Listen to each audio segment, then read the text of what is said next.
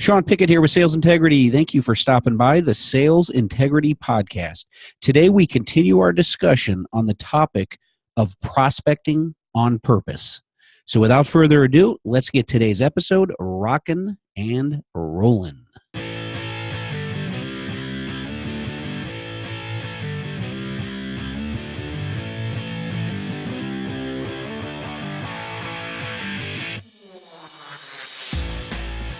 Hello and welcome back to the Sales Integrity Podcast. We are focused on our Prospecting on Purpose series topic for this podcast. This is based on the book I'm currently writing called Prospecting on Purpose.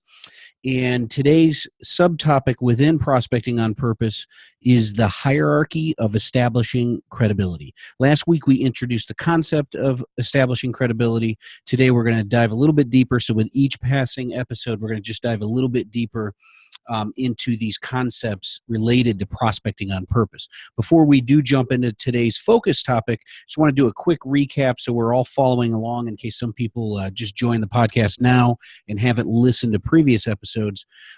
Why do we want to prospect on purpose? Well, it sure beats flying by the seat of our pants and winging it, doesn't it? And a lot of sales professionals, based on our experience, don't really have a method to their madness as it relates to prospecting in general. Typically, it's a peaks and valleys nature, type of phenomenon where they'll spend a lot of time up front if they're a new rep, or if they're a rep that is lacking opportunities, they will spend a lot of time on prospecting efforts and building their sales pipeline on the front end. And then once they get a healthy amount of opportunities, they redirect their focus to working those opportunities through the sales cycle to either closure and winning some business. Some of them drop off and some of them they lose. So that's where all their attention tends to go. And next thing you know, they turn around and go, oh no, I don't really have many opportunities to work on, so I got to go back to the front end of the sales pipeline and start working my prospecting activities again. So the concept of prospecting on purpose means we're going to consistently, systematically prospect on an ongoing weekly basis, no matter whether we're a brand new rep or we're in the basement and not doing well in terms of going through a slump right now, or we're the top sales achiever on the top of the sales charts there in the organization. Either way, the amount of effort might be a little bit different, but it should be a consistent, weekly, systematic thing of prospecting on purpose. So that's the high level of it. The prospecting on purpose system, and as I'm writing this in the book and what our coaching program already provides, there's really three components to the prospecting on purpose system. The first one is establishing credibility. The second one is systemizing sales campaigns. And the third one is generating more leads. So they go in order here. You establish credibility, you systemize your sales campaigns, and because you have credibility, you're going to be able to execute these systematic sales campaigns and generate more leads, which is the final thing, than you are today. So they kind of work all together in sequence order there. So we're going to go in order and kind of go around the horn as we're moving forward into this Prospecting on Purpose podcast series when we're having these discussions. So again, last week we introduced the concept of establishing credibility. Today we're going to talk about the hierarchy of establishing credibility. And what does that mean, the hierarchy of establishing credibility? Simply put, it's the steps you take up the credibility ladder, if you will. So imagine you have a ladder. It has steps like a normal ladder does. The higher up you go, the higher up that hierarchy, or the more steps you take and go ascend higher, the more credible you are going to be in the marketplace. And because you've established credibility and you're more credible, you're going to generate more leads. You're going to have more opportunities come your way. You're going to have a bigger sales pipeline and ultimately be able to master the game of complex technical selling because you have a steady flow of opportunities coming your way. So just keep that in mind as I move forward into this topic. So now we're going to switch to our credibility ladder, the hierarchy of establishing credibility, and what I call the 4 steps of the credibility ladder. So the good news is this ladder isn't very tall. It has 4 steps. The challenging news is each step becomes more difficult than the next. Just like climbing a ladder, the higher up you go, the more tired you'll get, right? So just keep that in mind, that it gets a little bit more difficult the more you ascend up in anything you do, much less the credibility ladder. So step 1 is subject matter expert. Step 1 is subject matter expert. Step 2 is thought leader. So step 2 is thought leader. Step 3 is go-to specialist. Again, step 3 is go-to specialist. And step 4, the highest rung on the ladder here, the highest step, is authority figure. So you've got subject matter expert, thought leader, go-to specialist, and authority figure. When it comes to prospecting on purpose, you're a sales professional, but you got to look at yourself as that, with that business owner mindset or that funded entrepreneur mindset, because the best of the best, the top sales achievers, they do look at themselves as a business owner, as an entrepreneur, as someone who's running their own sales business. They'll outposition you if you're coming at it simply as an employee or just a sales rep or a sales professional. So keep that in mind. And the way they do that is exactly what I'm kind of shedding some light on here. They understand the hierarchy of establishing credibility and what this credibility ladder is all about. They've ascended up these steps here, and typically most of the top sales achievers that we've ever worked with, they usually land around step 3, which is that go-to specialist. And you can really dominate and do great as it relates to prospecting and just mastering the game of complex technical selling in general if you can ascend up to the 3rd step, which is go-to specialist. If you are so inclined and you get up to that top level of authority figure, that's very, very impressive, but not a lot of even top sales achievers get to that level. And I'm going to talk a little bit about each of these steps here. I just wanted to give you the high level at first. So as it relates to being a subject matter expert, the way you do that is by conducting research. And this is the good kind of research, not the kind where I talked about on the last podcast, where you're just doing mundane research to find names that you can call on or email addresses or contact info. It's not that sales admin type research.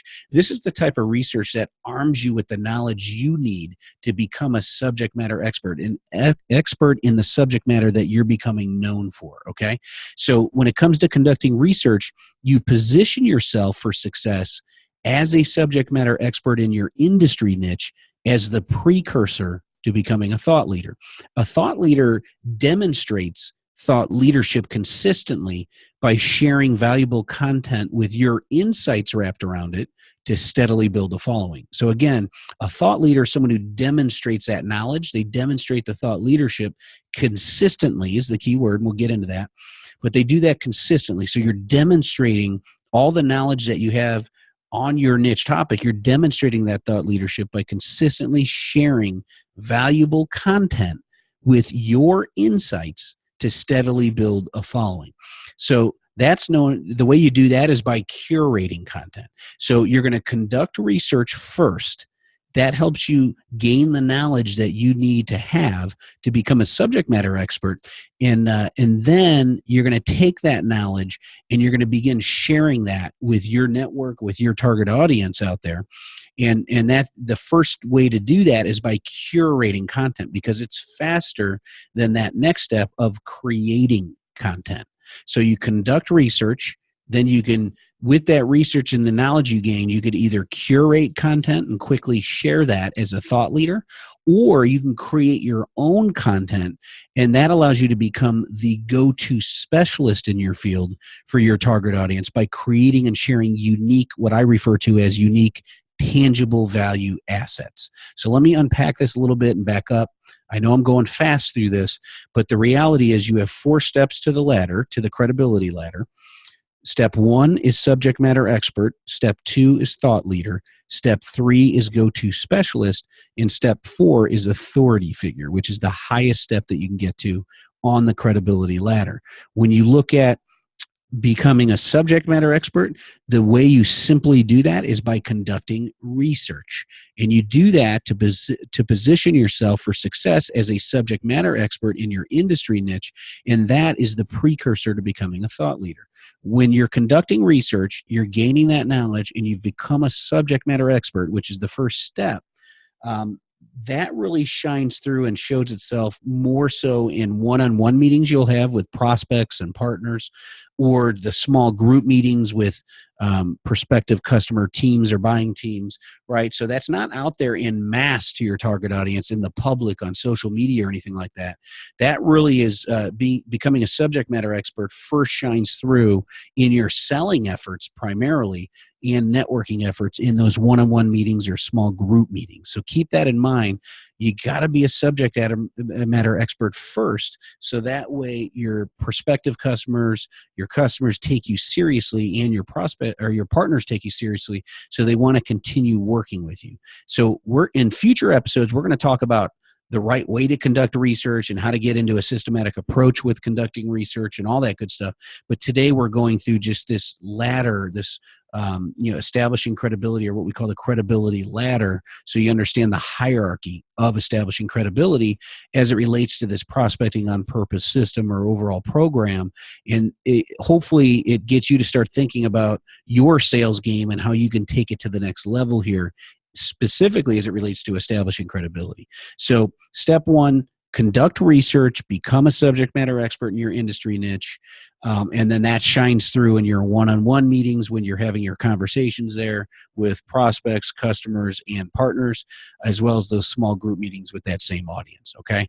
Step two then is that thought leader step, right? And then the first aspect of that really comes through in curating content.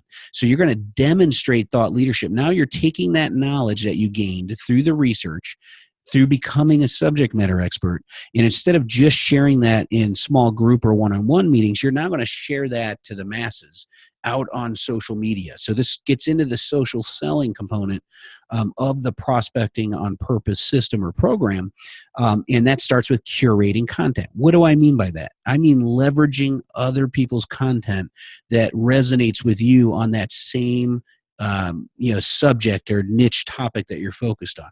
So if you're selling, let's say, big data software, I'm just making this up as an example, and you've gone out and researched big data on CIO.com and just kind of Googling it, and Wired.com and other reputable research agency sites, as well as magazines and online sites that focus and specialize on that topic. For instance, you're going to read some articles, you're going to read some blogs, you're going to view some videos on YouTube, you're going to see content out there that you're going to start vertically shaking your head and say, yeah, that makes sense. That's something that resonates with me. That's my point of view as well. So what you simply do is you're going to take that and curate it. I mean, you grab the link, you go out and share it on LinkedIn, Facebook, Twitter, places where you're out on, where you're connected to your target audience, and then you're simply going to put a 1 to 2, maybe 3 sentence point of view, wrapped around that content. So you put the content out there in terms of sharing the link. You say, here's a great article on the state of big data and where it's going in the next 5 years, or something along those lines. Pay particular attention to the part of the article that says X, whatever X is, right? So you're now sharing your point of view about that article that you went and did the research on, and now you've brought that research to your target audience, so they don't have to go out and spend time doing that. Right? You're the subject matter expert in that field, so you conducted the research. They don't have to be. Now they're going to look at you not only as a subject matter expert, but someone who's a thought leader, who's constantly, consistently demonstrating that thought leadership, because you're sharing valuable content. And keep in mind, they're in their buying journey, and they may not raise their hand just yet and reach out to you. So they may still be evaluating and not ready to engage with a sales professional to discuss this topic for their business. So you want to make sure you're the one out there that's bringing them the research along their buying journey.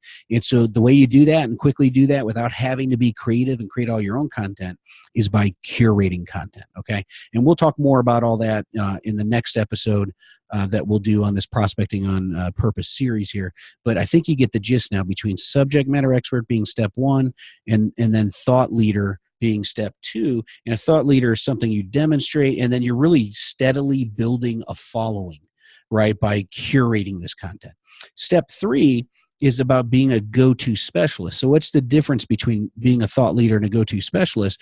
Well, this is about creating content. So creating your own content, much more difficult than curating content, much more time consuming. You have to be further committed to this. But I'll tell you this, that your target audience definitely sees someone who creates their own content, meaning if you created your own videos, you created your own blog post or article, you created a white paper or an executive briefing or a short report. If you are the author of that content, you just raised yourself up in their eyes in terms of someone that they could work with versus someone else who's simply sharing content. Now, if you're sharing content, that's better than someone who's not even out there at all sharing the content, because they're not being found by those doing the research along their buying journey. So the only way they're going to find out about you doing the research and being a subject matter expert is if somehow you connect with them in your prospecting efforts, and then again you share that in a one-on-one or group setting. So you're starting to get a sense of the steps on the ladder. Subject matter expert, step one. That means you're well researched. You're an expert on your subject matter, and it's definitely conveys itself in one-on-one or small group meetings along the sales cycle and your prospecting efforts. Step two of that credibility ladder is being a thought leader. You're now outwardly demonstrating this in mass to your audience, your target audience, and you're steadily building a following because of that. And you're starting to, work alongside the buyer in their buying journey, even though you may not know that yet. So that's why you got to consistently keep doing it, so you don't disappear and they forget about it, because they're going to take some time. And studies show, as I've previously stated, that buyers are roughly 2/3 of the way through the selling cycle before they raise their hand and engage a sales professional to help them guide them home. So just keep that in mind. That's why you want to curate content and become a thought leader. But creating content, and this is what we're going to end with here today, creating content makes you a go-to specialist, because now they're going to look at it as someone who has so much knowledge. They're not only a subject matter expert, they're not only a thought leader and demonstrating that they're a subject matter expert because they're sharing that content, curating it and sharing their point of view around it, but they're a go-to specialist because they know it so well. They specialize so much in this topic that they've been able to author and create content on their own. It's unique to them, and what I call tangible value assets. These would be things like ebooks, white papers, videos, or a video series, or an online course, a 3-day online course, a 7-day online course, something along those that you created the content. So when they go consume it, they're hearing your voice. And that what better approach than if instead of you sharing someone else's content and they're starting to learn about that point of view from that other author of that content, they're now learning it from you, and you're starting to really guide them through the process completely with your point of view. So just keep that in mind. That comes along the lines of being a go-to specialist, creating unique, tangible value assets. I call them tangible value assets. These are assets that may be free downloads or access to information, but you're going to get their information now because they're going to provide their name and email address to be able to get that free online course or free video course series or videos or white paper or ebook. That's a tangible asset they're going to get, and it's valuable for them. That's why I call it a TVA, or a tangible value asset. As we get more into the Prospecting on Purpose series, we'll talk all about how to create those, how to simply create some of those, the tools you can use for those to systemize it as well. But for now, you get the gist of what that's about. And then I'm just going to shed some light real quick as we end on the authority figure, which is step 4. Authority figure would be someone who's a published author, a well-known speaker, and they're out there on a platform like Stages or selling books in Amazon, and just known as a best-selling author of a book. That's a whole nother level that, frankly, not many companies, if any, expect their sales professionals to be a published author. But boy, would that set you apart. If you were, right? So just keep that in mind. And there are some who are, and they can set themselves apart. What better phrase or messaging to use with a prospect than saying, hey, who would you rather work with? Someone who just simply sells a product, service, or solution, or someone who wrote the book on it, right? I mean, that is the ultimate testimonial. They can go to Amazon, they could see all the other, social proof of all the ratings and reviews, and just see that you're a published author. It's much better to hand over your book than to hand over a business card. So we'll get more into that in the future, but really what I'm going to focus, the bulk of my time is going to be focused on going up this ladder, right? This ladder, this credibility ladder, to establish credibility and understand that hierarchy of establishing credibility. So that'll do it for today. I was talking fast. We went through a lot of info here, but it really helps to position this first. So, as we get more into the weeds moving forward and kind of take each one of those ladders, each one of those steps, I should say, on the ladder, dive deep into them and really give you some tactical ideas on how to go execute upon it. Now you understand exactly the positioning behind it and why it's important. So that'll do it for today's episode. Thank you for joining us on this Prospecting on Purpose series. Hopefully you're enjoying it. I'd love to get some feedback from you on that. So you can send an email to asksean@salesintegrity.com, ask Sean, SEAN, salesintegrity.com. Let me know what your thoughts are on this. If you want me to add anything into these podcast series or these episodes moving forward, I'd love to get real world experience from you as the audience members, weave that into my program here as we're moving forward. But that'll do it for today's episode. So let's stop now and we'll go over to a few quick reminders. All right. Reminder number 1, if you haven't signed up for our free 7-day video email course titled 7 Steps to Master the Game of Complex Technical Selling, then you should do so right away. Go ahead and visit mastercomplexselling.com. Again, it's mastercomplexselling.com. Reminder number 2, if you want to ask a question and have me feature that on the podcast to answer your question, then just send an email to asksean@salesintegrity.com. Again, it's Ask Sean, and I spell it SEAN. So Ask Sean at salesintegrity.com. Number 3, if you haven't already done so, please rate the show. If you've been listening a few times and you get a sense of what the show is about and you feel comfortable, I greatly appreciate a 5-star rating and a quick 1 to 2 sentence review. You could do so on iTunes. Just search for the show and then click the ratings and reviews and go ahead and just add it there. And then final reminder, if you haven't already joined one of our 2 B2B Tech Sales Professionals group, you could do so on either Facebook or LinkedIn. Just go ahead and search for B2B Tech Sales Professionals, and it'll pop up, and you can just join right there. So once again, thank you for listening to today's episode. Go out there today and help your customers buy what they want, what they need, and what benefits them. And most importantly, go out there and make it a great day.